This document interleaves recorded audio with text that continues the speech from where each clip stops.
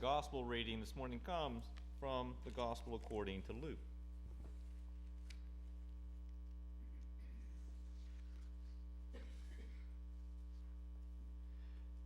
Now, every year Jesus' parents went to Jerusalem for the festival of the Passover. And when he was 12 years old, they went up as usual for the festival. When the festival was ended and they started to return, the boy Jesus stayed behind in Jerusalem, but his parents did not know it. Assuming that he was in the group of travelers, they went a day's journey.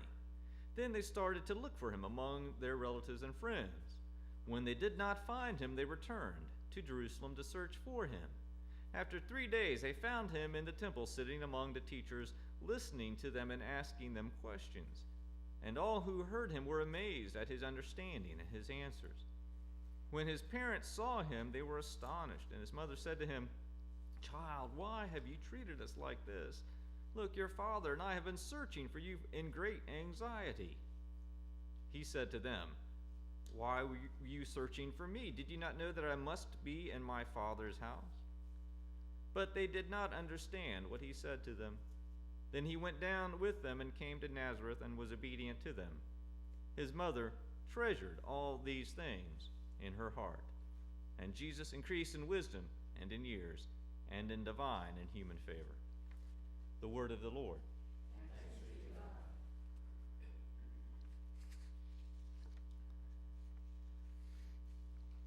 Let's see, today is December 30th, the 6th day of Christmas, if I'm not mistaken. And how does that song go? On the 6th day of Christmas, my true love gave to me, what? 6 geese a laying. Can you imagine that? I mean, if anyone tried to give me 6 geese a laying, I would think they were crazy. I mean, what are you going to do with 6 geese laying eggs? You know, I mean, probably city ordinances against that kind of thing. And, you know, if I want eggs, I'm going to go to the supermarket, right? Buy a dozen eggs. But that's the thing about Christmas, isn't it? There is just no telling what your loved one is going to get you. Now, this is not going to segue into a family story. For example, Christmas is all about a gift that we have received from the one who at least claims to love us the most, but I'm not so sure. It's the side of Christmas most of us don't like to face, let alone talk about. God has given us a child to raise. Now, I don't know about you, but the thought of becoming a parent again at my age is about as inviting it to me as receiving 6 geese a laying. Yet this is the untold story of Christmas. A child has been laid at our doorstep, and it is up to us to nurture this child, to care not only for his physical needs, but to cultivate faith in him, so that he will grow up into maturity in this fellowship. We are not called to be aunts and uncles of the faith who visit once a week and then return home without assuming any of the parenting responsibilities. No, instead, at Christmas, each of us is challenged to become a parent who adopts the Christ child into our lives with all the attendant sacrifices that a loving parent is asked to make for their child, even before that child can return that love. All right, so I'm a parent again. But I have a little problem I was hoping you could help me with. I don't seem to know where Jesus is at the moment. I was hoping maybe he was with you. You see, that's kind of the other side of the story, isn't it? I know that he was traveling with us during Christmas and Christmas Eve. But the reality is that despite the so-called 12 days of Christmas that begin on December 25th and run to January 5th, most of us head home, as it were, on December 26th. Christmas, for most of us, I think, is treated as a day of celebration. It ends at midnight and is not thought of as a season that only begins on December 25th. In other words, I'm afraid to say, we're not very good adoptive parents. We have welcomed Christ into our midst on Christmas Day and then headed home without any thought to what happens next, without any thought to what it means for Christmas to be a season.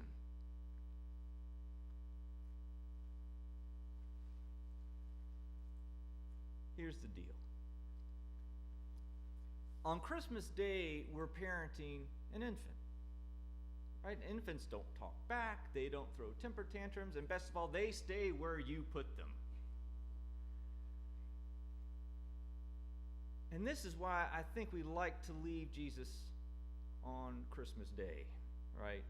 As parents of an infant, we know where that infant Jesus is. He is in a warm, safe manger.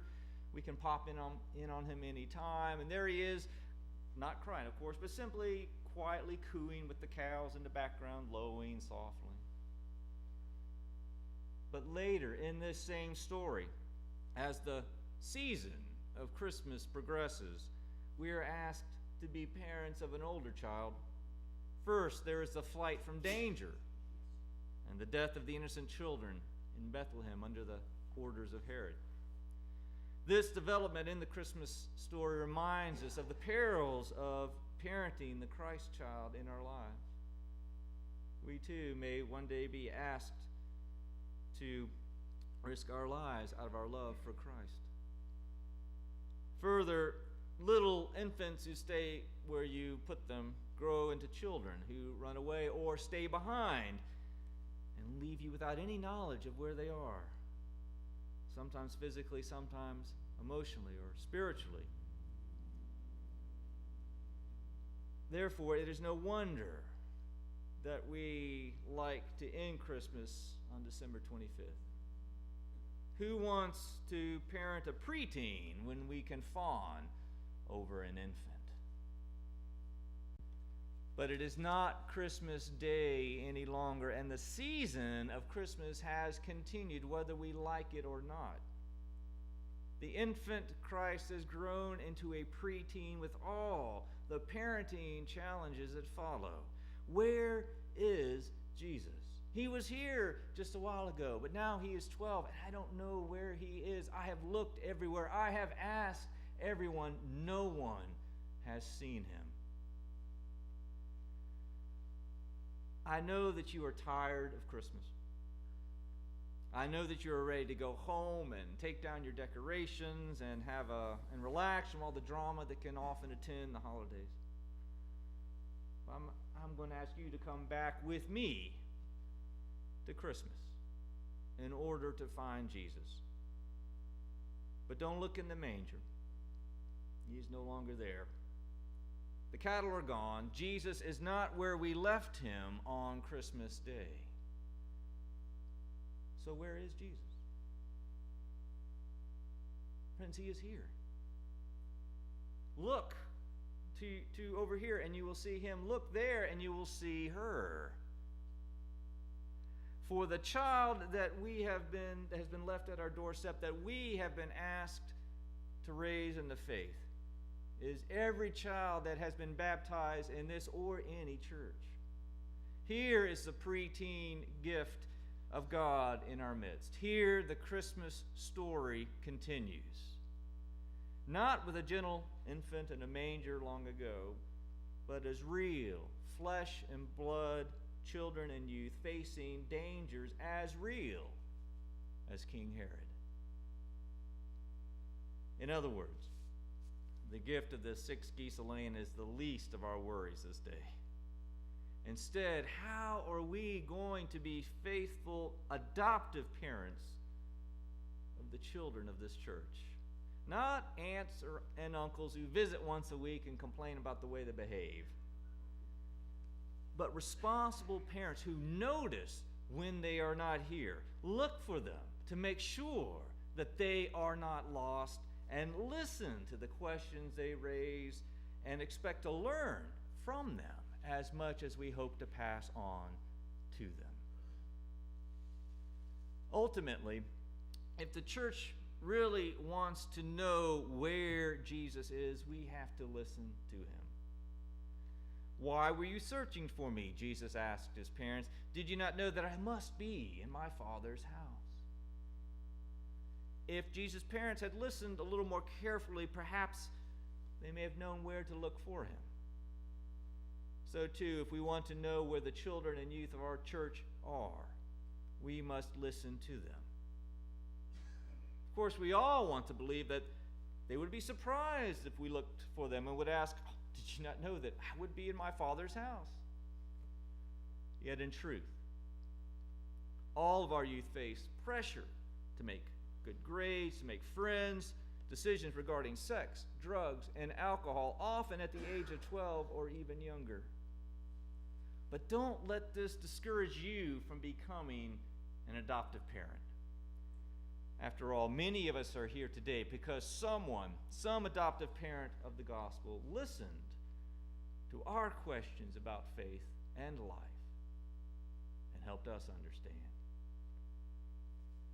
Remember, it takes a church to raise children of the gospel. Christ did not drop out of the sky as a complete person, and he was not raised apart from other people.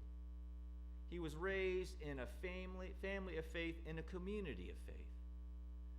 Jesus' family took him to Jerusalem to celebrate the festivals of the faith.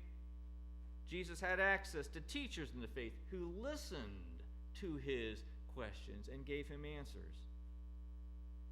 The faith of Jesus that we celebrate in the church was cultivated by God over time through faith and family relationships and through institutions.